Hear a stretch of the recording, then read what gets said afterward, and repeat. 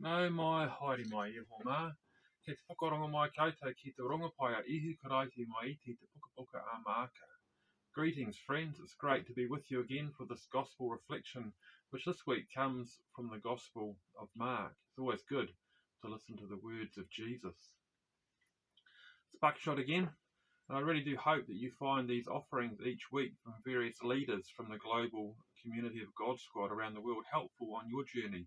It may be food to feed you and encourage you to keep you on the road following in the footsteps of Jesus. It's been a bit of a rough week for us as a club.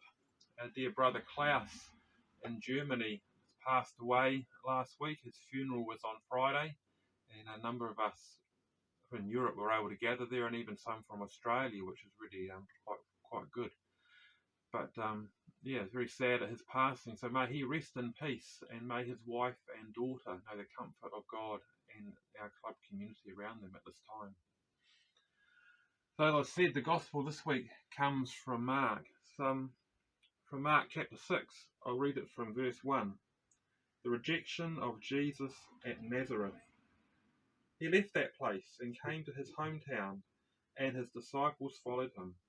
On the Sabbath he began to teach in the synagogue, and many who heard him were astounded. They said, "Where did this man get all this from? What is this wisdom that has been given to him? What deeds of power are being done by his hands? Is not this the carpenter, the son of Mary, and brother of James and Joseph and Judas and Simon? And are not his sisters here with us?" And they took offense at him. Then Jesus said to them, "Prophets are not without honor except in their hometown and among their own kin and in their own house." And he could do no deed of power there, except that he laid his hands on a few sick people and cured them. And he was amazed at their unbelief. This is the gospel of Christ. This text comes at quite a pivotal point in the story that Mark is telling us about Jesus. To get the context for today, we have to look at all the readings from the lectionary for this week, which start on Monday at chapter 5, verse 1, and go right through to Saturday, with finishing at chapter 6, verse 34. And Jesus has been on the road for quite a long time at this point, and many amazing things have happened. Things like, this is a new teaching with authority, and we have never seen anything like this have been said about Jesus and the impact that he is having around him. Now it is time for him to return home and attend his local community synagogue.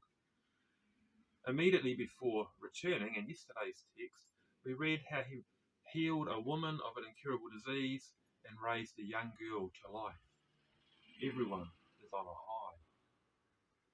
I'm beginning to speak in his own synagogue. Jesus is initially still riding that wave. People are wondering where he learned all these amazing things. But then their minds go back to his family responsibilities. Isn't this the carpenter, the son of Mary? And that's an interesting point, that he's noted as being the son of Mary. His father's not mentioned at all, which could suggest that they thought he was an illegitimate son. But not only that, being their eldest, he potentially has abandoned his family and disgraced their name by giving up his trade as a carpenter for a life on the road. So it becomes increasingly easy for his community to be offended by him and then to resist and reject his message. Jesus responds to this by calling them out quietly and then retreats with his disciples back to the road, which is in tomorrow's text and following on. Once there, he calls the 12 to him and sends them out on their own mission. As part of their preparation, they too are taught about what to do when they are rejected. Mark goes on next to tell the story of John the Baptist being beheaded. 3 rejection stories in a row after a fantastic time of fruitful ministry. With the lack of cooperative faith in his own community, or their lack of openness to a new order or way of seeing, Jesus could not do anything there. He has become a prophet without honour at home, stripped of any credibility or status he may have had. So what will he do now?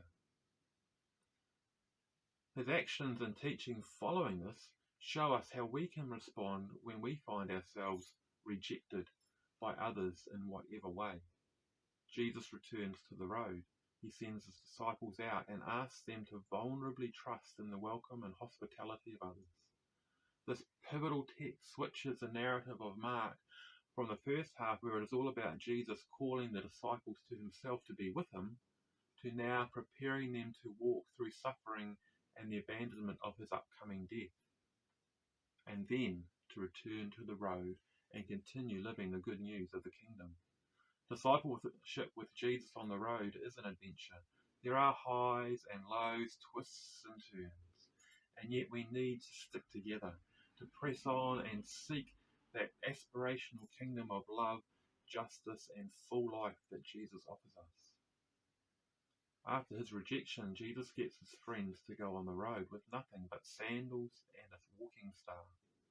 These are the tools for travelling. For everything else, they are to trust in the welcome and hospitality of others. After John's beheading, we find Jesus out in the wilderness, feeding the multitudes.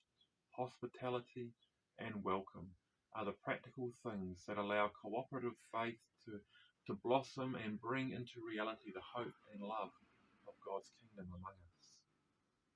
At the synagogue in Nazareth today, there was no welcome, and nothing of note could happen there.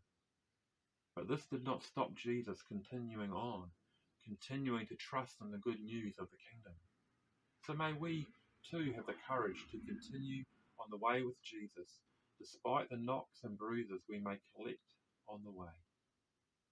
God give us strength, courage and perseverance. Friends, kia kaha, kia mai, kia manawa nui I roto I te ari, kia rangamare, kia koutou katoa. Cheers and God bless you.